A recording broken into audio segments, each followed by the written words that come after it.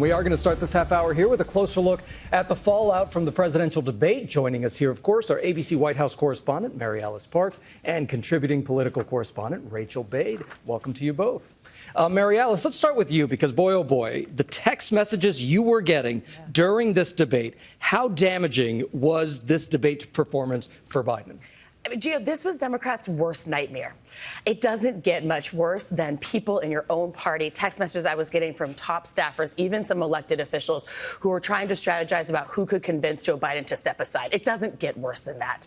I mean, look, I do think the last 24 hours has made a big difference. You and I were just talking about how Biden looked like an entirely different person on the campaign trail there in North Carolina. Some Democrats saying that they took a little bit of a sigh of relief seeing that, but they're also frustrated. Where was he on the debate stage? I think the next 24 hours, the next few days are also going to make a really big difference. We know that there's an intense effort right now to check in with donors.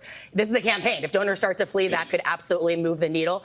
And we're going to get more polling. I mean, that's the big question. Forget trying to expand your base and your outreach. The polling is going to show if Biden hemorrhaged voters, and that also can make a big difference. And to that point, Rachel, we have seen now in the last 24 hours or so some prominent analysis and Democrats calling for the president to step aside. But there's a difference between what many are saying publicly versus privately.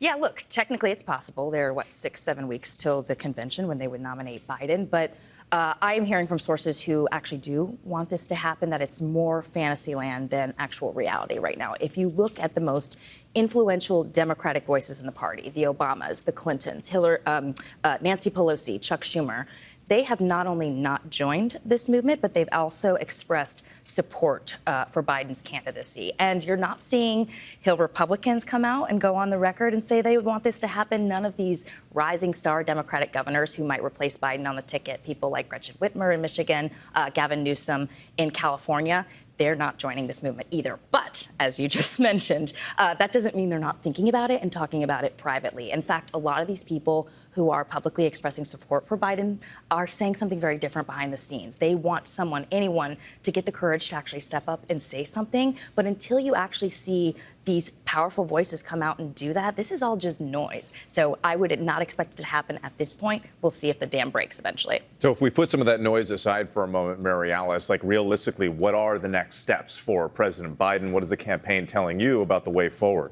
I will say I was surprised at how many Democrats were passing along the convention rules to me, literally parsing out the language, talking about potential lawsuits with delegates. It's been wild a few days, you guys.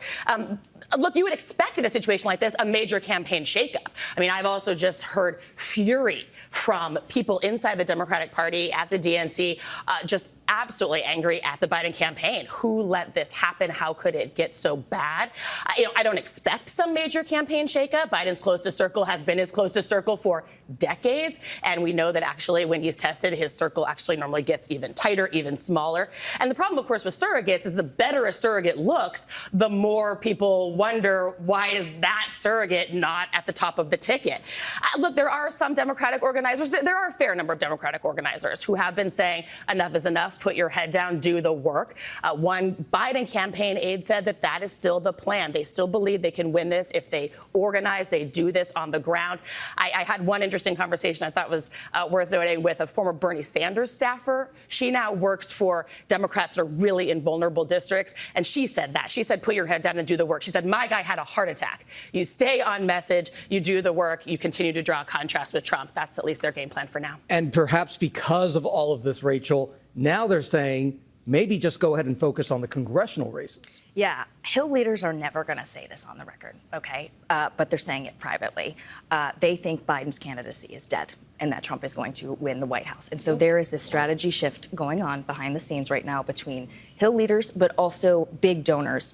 They want to make sure there is a check on another Trump term. And so the focus is going to go from, Biden to flipping the House for Democrats, keeping the Senate. And it's just so notable because a lot of these Dems I talked to, I'm like, did you guys know about this? And a lot of them told me they didn't know how much he had sort of deteriorated deteriorated in recent weeks and, in fact, felt a little betrayed. And they don't think it's a matter of a strategy shift or somebody getting fired. This is a fundamental question about whether Biden has the mental stamina for a contentious campaign. And right now, given what they saw on Thursday night, they don't think he does. And that that response that you could hear from us is not necessarily to what anybody was saying, but the fact that it is so different publicly to the American people versus privately behind the scenes. And that's why you guys doing the work is so important. Thank you, ladies.